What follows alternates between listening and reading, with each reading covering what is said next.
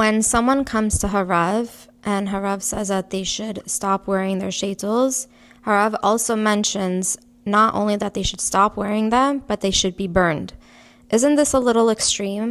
Why can't they be donated?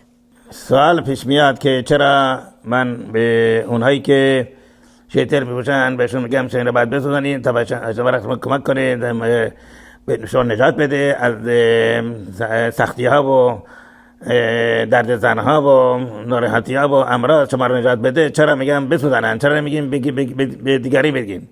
این خیلی ساده است. برای اینکه این اگر بده به دیگری که دیر بپوشه پس چه کار کرده؟ خودش نبوده دیگری پوشیده، دیگری خطا کار کرده. هنوز هم این گناه شیطان گریبانگیر این زنه و نمیذاره که در کار موفق بشه. برای این بعد اینا کاملا سوزن. بخصوص این که شاید بیشتر 90% کلاگیس هایی که در بازار امروز هست از کجا تهیه میشه؟ یا از موهای تراشیده شده در هندوستان برای بت، یا از موهای مرده را که میچینن و از این کلاگیس درست میکنن. خب استفاده از موهای مرده از اکیدن اسوره و بنابراین بعد اینا رو سوزن که از بین برن. پس ما اگر اینا بدن به زن دیگه، خانم دیگه، بعد چه کار کرده؟ این خودشون نیست، دیگری دارن خطا کار میکنن، دارن دیگری را باعث گناه میشن. برای این هیچ چاره نیست، فقط سوزاندن.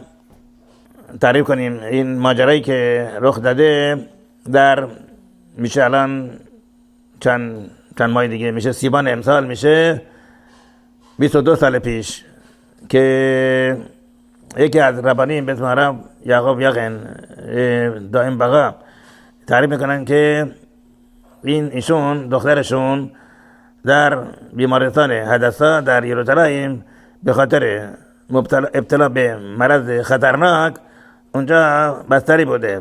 خب این تعریف میکنه یه شبی ایشون با چندین اولیای دیگه که اونا هم فرزندانشون پسر یا دختر در این شعبه بیمارستان بستری بودن، نشسته بودن، صحبت میکردن، گفتگو میکردن. شب ساعت دیر وقت شب بود که ایشون میرن که مدیر مسئول این شعبه بچه ها داره از راه رو رد میشه، میره پیشش، میگه که جناب مدیر، جناب پروفسور، بیایید ما اینجا چندین اولیا هستیم که اولاد ما در اینجا بستری هستن به خاطر این مرض خطرناک. برای ما یک قوت قلب بدید، یک امید بدید، ما را یک کمی شاد بکنید، آرام بکنید، آرامش بدید.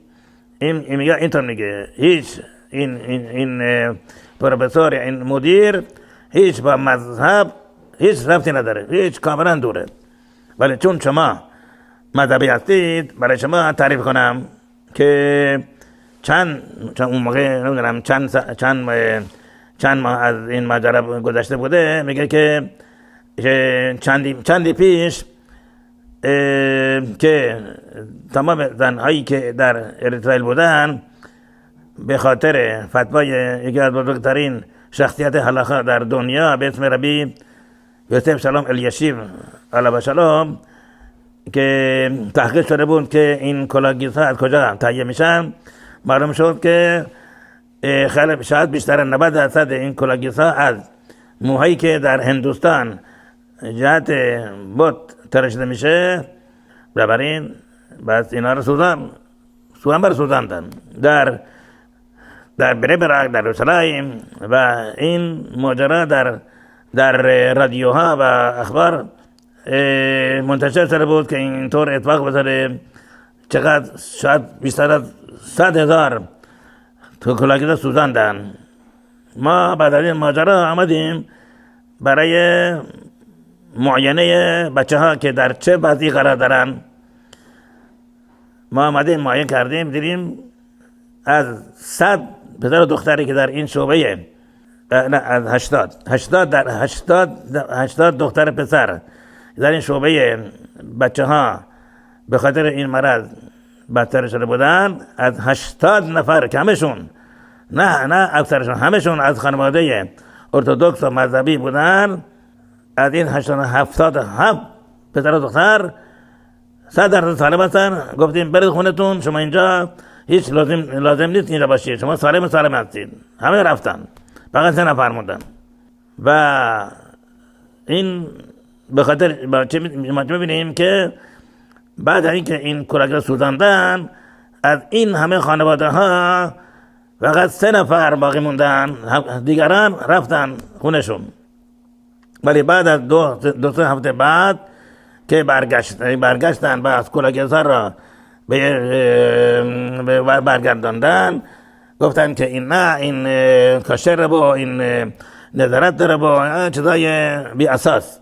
گفتن برگرداندن، دوباره جریان بچه های مریض دوباره شروع شد. و اولین کسی بچه‌ای که من اینجا یک پسری بود از خانواده ارتودکس مذهبی که بیاد این برخاطر مبتلا شدن به این مرض اینجا اومد، برای اینجا بستری شد. حالا نه تنها این، بلکه در مثل که در تل آویو، در بنابرای تل آویو، اونجا هم در یکی از بیمارستان ها بولینسون یا تل شومر همینطور همون یک پروفسور دیگه همون اداره کرد که بعد از این که کلاگی را سوزاندن ما رفتیم بچه ها را معاینه کنیم، دیدیم که از این بچه ها نمیدونم چقدر 50% 60% سالم هستن. اینا را گفتیم که برگردید خونتون. تا اونجا این که بین 2 پرستار که در اینجا کار میکردن برای بچه ها پرستاری میکردن، خدمت میکردن، چون خیلی از بچه ها رفتن از بیمارستان دیگه مرخص شدن، دیگه لازم نبود در این بیمارستان بستری باشن. این دیگه لازم نبود 2 پرستار باشن، فقط 1 پرستار لازم بود. حالا بین اینا بحث شده بود کدام یکی بره بیرون دیگه کار نکنه، که دیگه کدام بیاد بمونه تا این اندازه. بعد ببینیم که چقدر این از بین بردن کلاگی‌ها برای قوم اسرائیل نجات آورد. این همه مرض، همه اینا رفت شدن. همینطور هم تقریبا 45 سال پیش در خانواده ارتودکس و مذهبی اسرائیل، در اسرائیل مرتب خطر و واقعی ناگوار ایجاد میشد. زنهای جوان، مردای جوان، بچه ها فوت میکردن، مریض، مرض، او چقدر به طور خیلی وحشتناک. حتی پروفسورهایی که مذهبی نبودن تعجب میکردن چرا در این خانواده مذهبی این همه خطر و اتفاق ناگواره. برای چی شده؟ به چندین زن از همه فرقه های مذهبی، سفاردی، اشکنازی، تیمانی، لیپچی،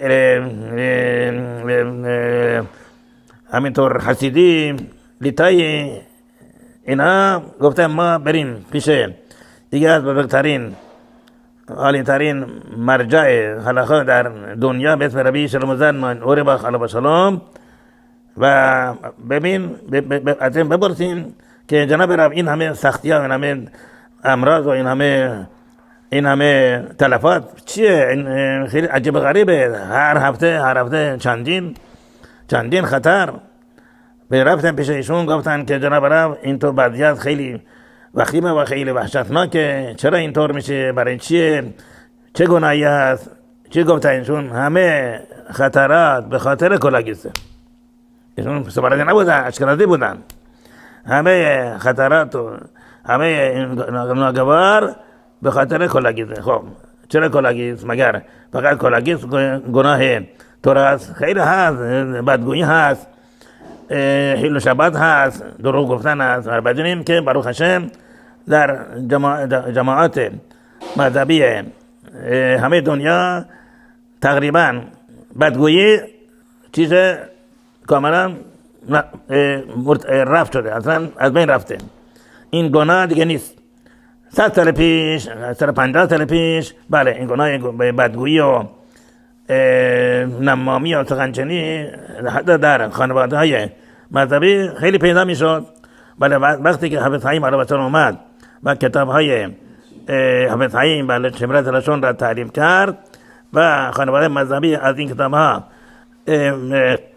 مطلع شدن چقدر شنراش خانچنی چقدر سخته چقدر اول سنگینه. یواش یواش این کار اصلا کاملا رفت رشته‌کن شد دیگه نیست. دروغ گفتن دیگه نیست. حل و شبات دیگه نیست. حمد حسب شلم شرفون دبلات حسب شلم. پس چه باقی مونده؟ کلاگیس باقی مونده. برای اینشون گفتن همه بخاطر کلاگیس. ما به خصوص که ما در نزدیک دوره مشیخ هستیم باید بدونیم که هر گونه عملی که انجام بدیم برای تقویت محجوبیت این آمده مشیخ را نزدیک میکنه. خیلی به خصوص همین موضوع محجوبیت بسیار بسیار مؤثر برای اختتام گالوت این همه سختی و همه بیچارگی و بدبختی و مرض و همه این همه بدبختی ها که در قوم اسرائیل پیدا میشن دیگه این وقتی گوله بیاد تموم شد دیگه همه اینا ختم میشه. بنابراین باستی سعی کرد که هر گناهی که باعث تأخیر مشیخ میشه تعویق آمدن مشیخ میشه بعد این گناه را بشنکن کرد تا به زودی ما ناظر گوله قوم اسرائیل باشیم من جمله موضوع پوشاندن میسر. البته فقط این نیست بلکه باستی لباسهای زنها دخترها گشاد باشه فراخ باشه بلند باشه تا گوسک پا لباس تا تلپیش در تمام دنیا تمام زنهای دنیا لباسشون تا گوسک پا بود اینطوری بود.